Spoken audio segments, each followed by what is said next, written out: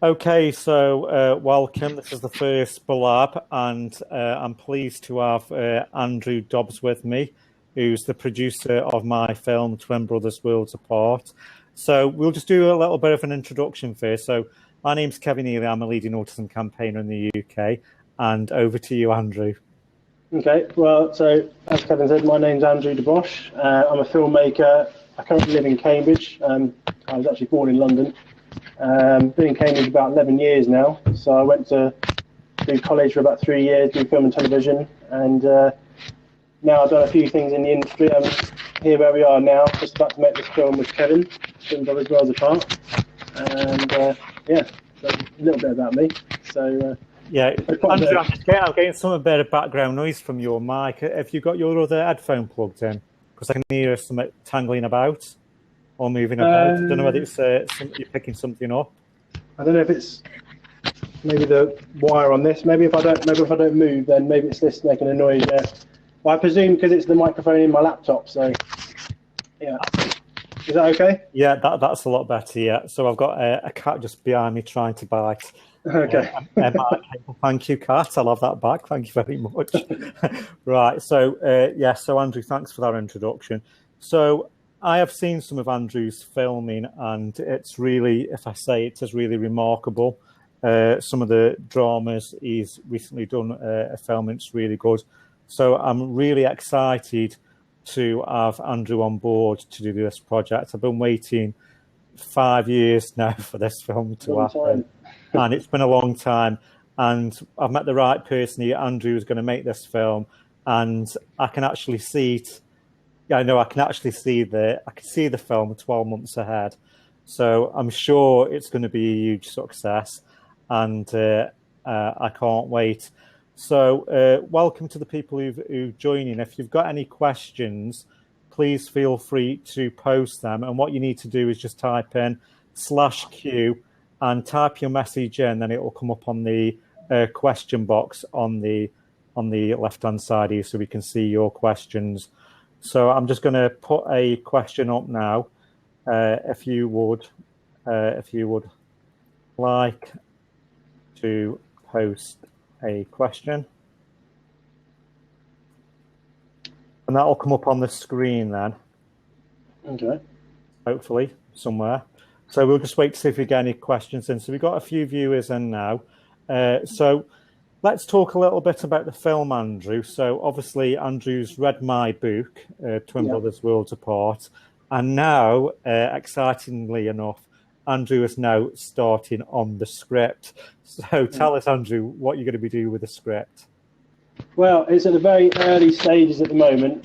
What I'm actually doing right now is I'm going through the whole book.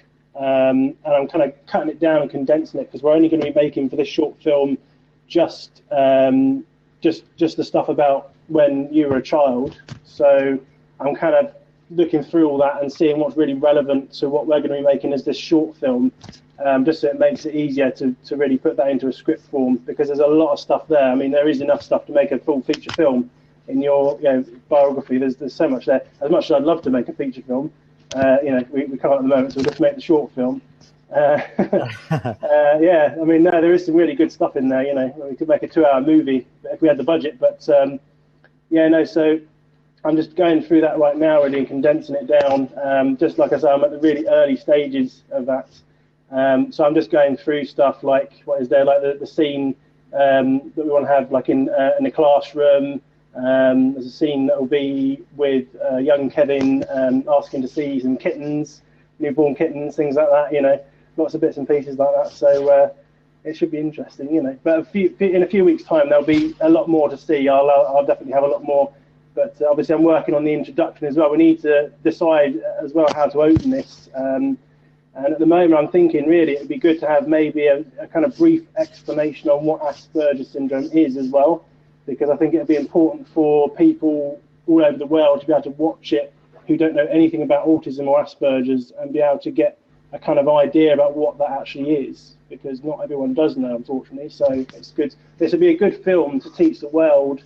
It'll be good for a good learning experience for the world to understand, hopefully, what autism and Asperger's is as well. So Yeah, very much so, Andrew. And what I would like as the opening scene is the sort of obviously we'd have to get because we want to make this film quite authentic and original, and also we want to, from its true essence. So the film is going to be set and based in Stoke-on-Trent, and the opening scene I want in the street which I was brought up in, where I was as a young child was playing gutter ball. Kirby, and this neighbour, a nosy neighbour, which I was, still electoral now, but very electoral as a child. Yeah. She opened the window and said, "What you doing out this time of night?" And I told her where to go. Really, just told her to the garage. She said she could have tell my mum that I was a naughty child because I was just, portrayed as a naughty kid. Right. Yeah. It wasn't because I've got autism. Yeah. So that's sort of the opening scene I would like to happen. Then, as you said, Andrew, to go in with the classroom scenes, the bullying scenes, and you was mentioning the kittens as well. So we just got a message in from April, bursting with autumn. She says, "I may have missed this, but how did you and Andrew meet and decide to make the movie?" So do you want to answer that question, Andrew? Well, I mean, I think it was Dr. Carol Stott that introduced us originally, wasn't it? And I think she mentioned yourself, and then we just kind of got talking about it. And this was a couple of years ago now. It's actually going back quite a long time ago. It was a while ago. And then, then you sent me your book. It kind of just went from there. I don't know if you want to add anything to that, but yes, he did actually. I'm sorry, I was just putting a tweet out there while you were talking, Andrew. So yes, it was. It's like I say, it's been 5 years now in the making, which it's getting frustrating for me now because I just want the film done. So and I'm sure Andrew's has got compassion, and I'm sure he will make it. And I'm sure Andrew. I don't know if you know, there was a film which was made in Stoke-on-Trent not long ago, and it was based on a person with learning disabilities, called Marvellous. Okay. I don't know if you've heard of the film, and that recently won a BAFTA. Okay. You have to send me a link. If there's a link to that, send me, and I'll definitely watch that. Yeah. So I can see Andrew winning a BAFTA. Well, that would be nice. Producing the film, getting it into, because that's what we ultimately want. We want to get the film into film festivals, so hopefully it can be turned into a full feature film. Because I always think that autism is portrayed wrong, and I don't know whether you agree with that, Andrew. Yeah, that, films like The Rain Man. I think probably one of the best films I've seen so far is Snowcake with Alan Rickman and Sigourney Weaver. Okay, I haven't seen that. Sigourney Weaver came to one of my conferences, and she was script writing, screenplaying for the film Snowcake, and she was portraying a woman with autism named Ross Blackburn. So that's probably one of the best films I've seen. On a sort of an ethical film, like an Asian film, an autism film called My Name is Khan, which is another one. So I would say they're the only really two films which sort of raise awareness of autism and get autism out there. But for me, I do feel a lot of films which are being made, especially new films, portray autism in an incorrect way. Yeah, well, I think that's the thing. Yeah, and I think also it's because kind of maybe who's making the film as well. I think because we're making this, it's very just to mention as well. I also have a diagnosis of Asperger's syndrome as well. I was diagnosed when I was a teenager by Dr. Carol Stott. So I think this is going to be quite important, and it should hopefully give a very accurate representation, because we're making it from our point of view, and not from maybe a neurotypical person's point of view, from just like a Hollywood production. They wouldn't have a clue, unless they had some professional researchers on board. They wouldn't really have a clue how to portray that accurately. Well, you've hit the nail on the head there, Andrew. It's because it's we live the condition, we live and breathe it. We know how we feel on a day-to-day basis. So therefore, with our eyes and our vision, and me guiding you along the way with, obviously you're producing the film, but with me giving you out how I was as a child, and you living with autism yourself, you know how you can put that film into a message to basically make a good dramatization. So how we think the film's going to work is that there's going to be the opening scenes of me as a child and the playground, bullying, and the school classroom, and some other scenes. But am I right in saying this, Andrew, that you wanted me to do the voiceover? Yes. Yeah, I think I actually think it'd be very good to. I discussed this with you recently, didn't I, about the film Danny that I showed you. I think to have it similar to that, there's actually two types of voiceover. There's narration from the character's point of view as an older person. So if you narrate this film as yourself now, talking from your life experiences, but also I think it'd be good to have the young actor who plays you to also have maybe some kind of narration about maybe what they're thinking in their head at the time, so we can kind of communicate it from two different angles. So your thoughts as you as a child, but also your thoughts now reflecting back on that could be quite interesting. So yeah, and I could take maybe some direct extracts from your biography as well about some of the stuff you were saying and put that into narration for you to actually say. Yeah, definitely. Yeah, and I think that's important as well. So let's just highlight to the viewers how the film is sort of progressing and what you see in the next 12 months. Okay. Well, I mean, the timeline of things at the moment, the scripts, I'm hoping to have a kind of rough draft of the script by around about this time next month, because obviously we want to start casting as quickly as possible. Because one of the hardest things I think for this film is to find the right actor to portray you as a child. Because I mean, this will be the first time I'm working with a very young actor who's the lead character of the film. So I think it's really important that we find the right person to play this. So I'll certainly be looking around now as soon as possible, actually, probably this coming week, just seeing who I can find, and who's interested in potentially auditioning for the role. So yeah, it's going to be quite a challenge for that. And so yeah, obviously the film's going to be set in the 1980s as well, so that's going to be another big challenge that we have to try and overcome as well. So the art department for the film, we're going to have a good team really for dressing sets and things like that and making it look like the 1980s. Like I say, as you're saying, you want to have maybe the opening scenes as like when you're playing in the street and stuff. So what I'd love to be able to do for that, if there's any car collectors out there, I'd love to get a couple of old sort of 1980s cars or even late 70s models, and have those in the street parked where you're playing in the street. So it just makes it a little bit more authentic and just sells those shots a bit more, so it looks like it's the 1980s. But yeah, I mean, moving on from that, once we've got a draft script, like I say, we'll do the auditions. At the moment, I would say maybe we could think about doing that towards the end of March or early April, something like that. But obviously we have to have sort of enough people to audition. Because I think it'd be ideal if we could just hold one audition and then everyone turn up on that same day. Obviously, I mean, I don't know how easy that's going to be to do, but we'll try our best to do that. And I think you want to audition in Stoke, do you? Yeah. So I think if we do it, so it's more authentically. So it was, so obviously we want trying to get the Stoke dialect, the Stoke accent. But having said that, however, if it's somebody who lives down south, maybe if they're a very good actor, they can put on a Stoke-on-Trent accent. It's quite difficult. That is.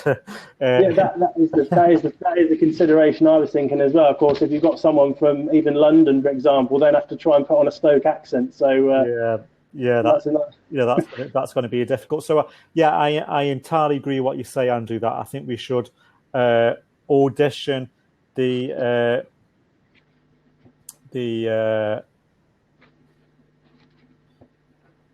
Sorry, I was just looking at another question there. I'll come back to that question in a second. So I think what we need to do is set probably in a few weeks' time, is to set a date and set a time where we can have this open day audition. and have people coming along to audition. So what sort of, obviously, because this is going to go out on YouTube as well and different social media platforms. So what sort of people are we asking to come forward, Andrew, to audition?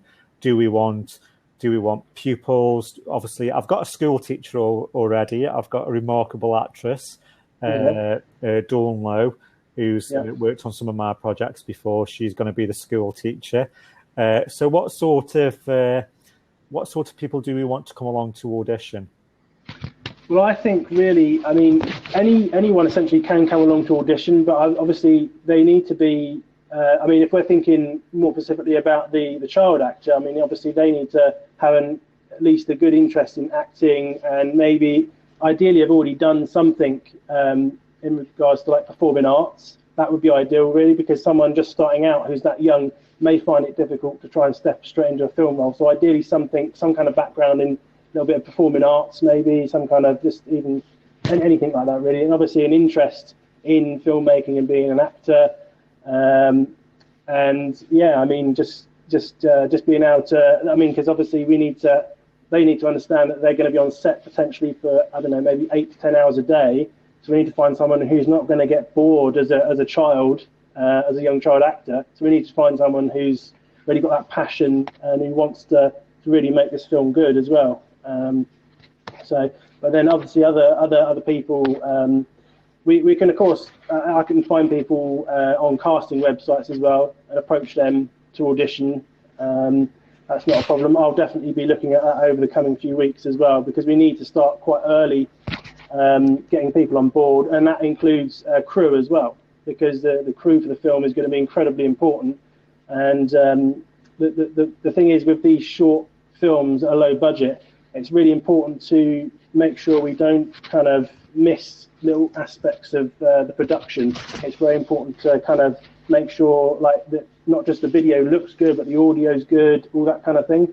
Because there's so many things in these low budget productions that get missed sometimes. You'll have a really great short film sometimes, but occasionally like the audio will be really rubbish, but the film to watch will be great. It'll be shot really well. So for me, it's really important to get all the little details just, perfect, and have all the right people on board as crew that will be able to carry this off right. So, from video to sound, art department, everything like that is very, very important. So I'll be looking at cast and crew over the coming few weeks and making sure that we can get all the right people on board very early, because it does take a long time. It can take quite a few months to get the right people. So So what we'll do then, between us, we'll set a date and a month for do the auditioning. Then what else do we need? We were looking for a classroom, weren't we? An old classroom with an old blackboard. Yeah. So we're still looking for a location like that. If anyone does know of a location that is unmodernised, that sort of has just a blackboard and wooden desks, that would be ideal. Just somewhere basically that doesn't look modernised, no computer technology, nothing like that, because we wouldn't have that in the 80s. So so it's actually got to be one of these, these desks, these old desks, which are like a late 1970s, early 80s, with the old inkwell in, which the inkwell doesn't work, with a lift up lid. It's got to be it's got to be a few of them. So we're looking for a male actor around about the age of about 7, 8 years old. Yeah, something like that. Or even if we can find someone who's slightly older but can play someone younger, because there's a lot of kids that sometimes can be slightly older but that can still look quite young. That would be more ideal, even if we could find someone who was, say, 10 years old but maybe looks 8 years old, who can play 8, because then obviously they'll be slightly older, a bit more mature, and maybe slightly easier to work with. And so that would be ideal if we could find someone like that. So we need late 1970s, early 80s few cars, like the old Fiat 125, I think they were. That was one of the cars. I think that was my mum's car, actually. She had like one of them Fiat 125s, if you remember that. And so we need a school, a blackboard, a playground setting. So what other scenes do you want to incorporate into the film, Andrew? Obviously, so we want to highlight the childhood bullying, the young Kevin being very literal as a child, the Kevin being picked on, bullied at school, having been very literal to members of the public in the street. So what other scenes can you see to be incorporated on the film? Well, I was wondering, because obviously, the title is Twin Brothers Worlds Apart. So also, we haven't really talked about this yet, but should we have a scene perhaps incorporating your whole family as well, including your brother as a young child? That's one thing I was wondering. Yeah, again, a very, very interesting question there, Andrew, because obviously Sean's non-verbal, so he has no communication. So he's trying to find somebody who's going to be around about 8 who can actually portray my twin non-verbal, making noises and things like that. So obviously, again, it's finding, that right actor. So I suppose we do want to flit through scenes of mainly focusing on me, but then flitting scenes to showing, the family. My mum growing up with 3 children actually, because she had her hands full.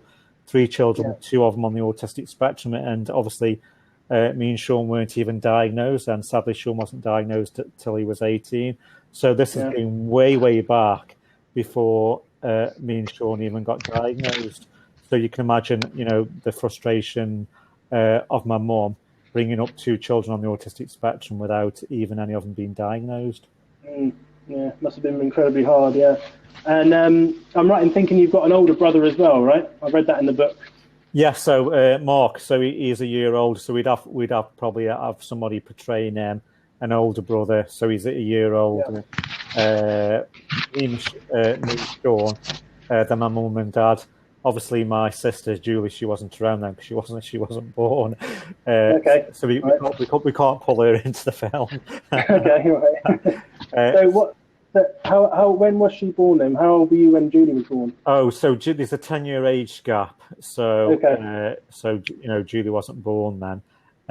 So we've got an interesting question coming from April. She says, "Will the movie be aired in the United States or only in the UK?" Now, again, that's another really interesting question. What we're hoping to do with the film is that when Andrew's produced the film and created this marvelous film, which he's going to do, I want it to be screened at a film festival. So we could probably have a red carpet event, and we could probably screen it at the film festival here at Stoke-on-Trent and get the media involved. Then maybe with the anti-bullying film, we screen that in a few cinemas, one in Stoke and a few in London. So maybe to do a few screenings across the UK, working with some, big cinema organisations to get it screened where members of the public can come along and watch the film after the first initial red carpet event. But I'm assuming once the film's out there in the UK, then we can get that out there. Because we want to make this a worldwide thing, don't we? And we want to get out onto, ideally, to entry into film festivals so it can be nominated to win awards. So maybe a producer could come along and say, I like the idea, the concept of this film. Let's get it turned into a feature film. Yeah, exactly. That would be a great idea. Yeah, I mean. I think definitely we should submit this to film festivals globally once it's done. So, of course, they're all across the world. And, I mean, that's quite a time-consuming process. But, you can submit to dozens of film festivals and have that screened all over the world. And then, of course, you can potentially have something come of that. You can then maybe have someone producer or someone approach you to potentially make the full feature film. I mean it's funding, that's the whole thing. I mean, just to produce even a low budget feature film, you're talking a few £100,000. Really minimum is what you need. So it's quite an expensive business really to do feature films. So that's why we're only doing the short film at the moment. So this idea of the concept of the Twin Brothers Worlds Apart drama, it's to give people a glimpse or a 15 to 20 minute snippet of what the feature film could be. So once people have watched the film, it's going to get them excited to be wanting to watch the feature film. Yeah, Yeah. And I think also what might be good to do is to kind of have this, make this short film almost like the beginning of the feature film. So it could be bolted on potentially to the feature film. You know, if we can make that one day, we can actually just add this whole short film to the beginning of the feature film, and that's like the whole beginnings of the feature film. And it kind of just blends in, basically, you know, so it's not just one contained short film, but you can actually add it to the feature film as the beginning of the film to set up, you know, the whole thing. And yeah, I think that'd be a good way to make it, really. So, Andrew, I'm just getting a bit of background noise there. I'm not sure whether that's your mic, but it's quite loud in my ear. I don't know if your cable's moving about there. I don't know. Can you hear a whirring sound? My Mac is making the fans coming on my Mac. I don't know if that's that, or just make sure my cable doesn't move. Is that okay? So again, as I just mentioned there, because you know I'm hypersensitive to sound, so that's what we want to see in the film. We want to see, you know, the young Kevin, hypersensitivity to sound, to stimuli, to how an autistic child is high functioning, but having problems and issues as well as growing up as a child. So coming on to the trailer, Andrew's going to be doing a trailer soon. So just tell us a little bit about the trailer and how will that work, Andrew? Well, I mean, what I'd ideally like to do, I mean, we could do a trailer potentially before the film's made, but obviously we wouldn't have any film footage to put in there, but we could make something. It would be more ideal, of course, to make a short trailer once we've already shot some footage. So we have actually something to put in there that's part of the film. And then so it'll just be a short 30-second trailer, just as a teaser, really, to get people interested, just to show everyone what it's about, really. But so that's what we need to decide as well. I mean, do we want to make a trailer that just has some sort of text and graphics in, or do we want to wait until we've already shot some footage and then make a trailer with that? Yeah, I think, sometimes with visual, I think the visual, when somebody sees, a school scene, setting, playground, or, the opening scenes, I think if we have some footage in there of some of the scenes, and it's going to get more people more interested than just seeing the text, just like some visual captions and text. So when do we think, Andrew, that the film's going to be out? Actually made and produced and finished? Yeah. Well, at the moment, the timeline, I mean, it's very difficult to give an exact date, obviously, because we still don't have a script written. But I'm hoping certainly before the end of the year, certainly. But I mean, I'm being very optimistic here. But of course, I'd love to have it finished by something like August, September, something like that. But of course, these things, the problem is, because we have really what's called a micro budget for doing this film, everyone will be working really voluntarily. So it is hard to pull people in and get people to stay and volunteer to make this. So you really have to, that's why it's also important to get people that are very committed to doing this. Because you can get, obviously, a lot of unreliable people as well who just don't end up turning up, and then it can mess your shoot up if you don't have all the right crew and people and that. So, because you mentioned now, it's just quite a key point, Andrew, because it's volunteers. So people who are going to cast an audition for this film are volunteers. So what's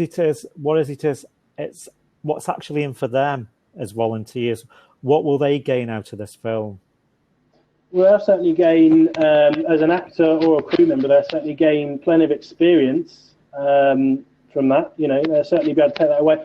And certainly as an actor, they'll be able to take that away and use it in their show reel. So especially if they're only starting out as an actor or an actress, that would be great footage for them to take away and be able to use in their portfolio. So that's really, for an actor or an actress, that's absolutely what you need.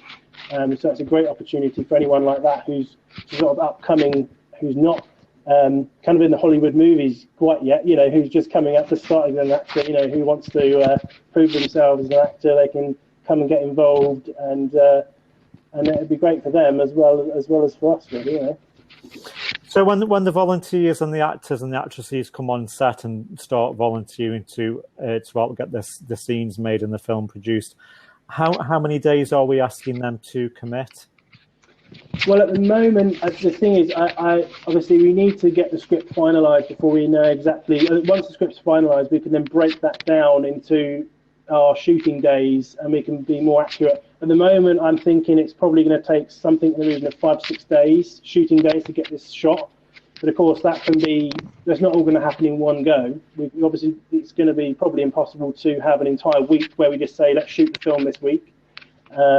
Just because of everyone's time, not everyone, because it's all volunteers, like I say, not everyone will be able to commit to a full week of work like that. As much as I'd love to be able to shoot the film in 1 week and just get it done and shot, it is going to take probably a few months maybe of coming back to different locations and shooting stuff. But like I say, probably 5 to 6 days is what I'm estimating. But until the script is finalised, we can't really be completely accurate. So. Yeah, so if a lot of the actors and actresses are from Stoke-on-Trent or the Midlands, or if there's some budding actors in the Stoke-on-Trent, they wouldn't have far to come, would they? Well, exactly, yeah. Because it'd be in Stoke-on-Trent.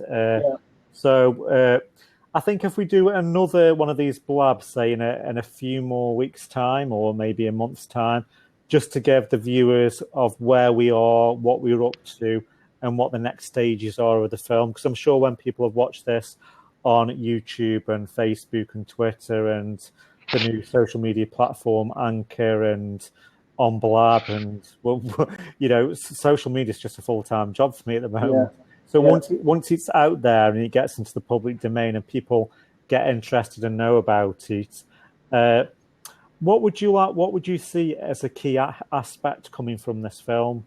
What would you actually, if there's one thing you could take away to say, wow, this film is so unique, what would it be for you?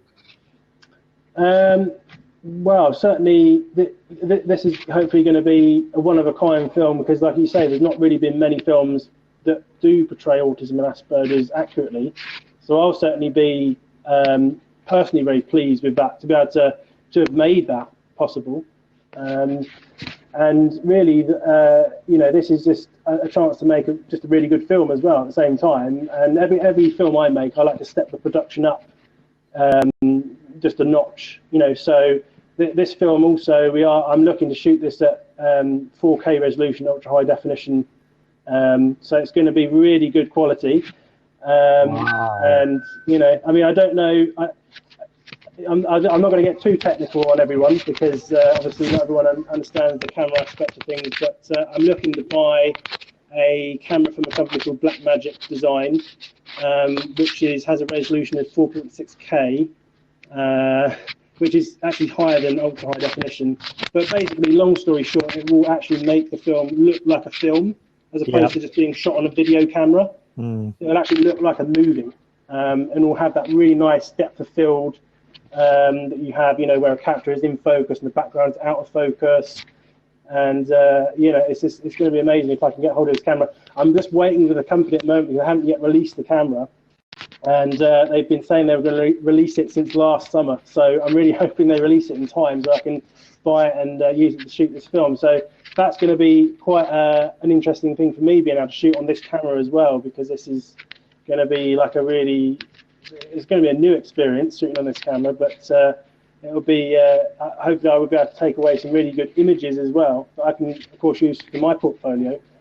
And it's going to be amazing. Yeah, so you've done some work for Polly Tommy, haven't you? You've done some film for the Autism Trust, so you've done some filming with Polly, and you've done a lot of other things as well. And I've actually seen Andrew's work, and his work is magnificent. The one which you've done recently, the drama, it was like, when I was watching it, I was thought, I'm just going to watch a drama, but when I saw it, I was like, wow, this is really good. This is what Andrew's going to make my film. But I was like really excited, and I still am excited and still passionate about it.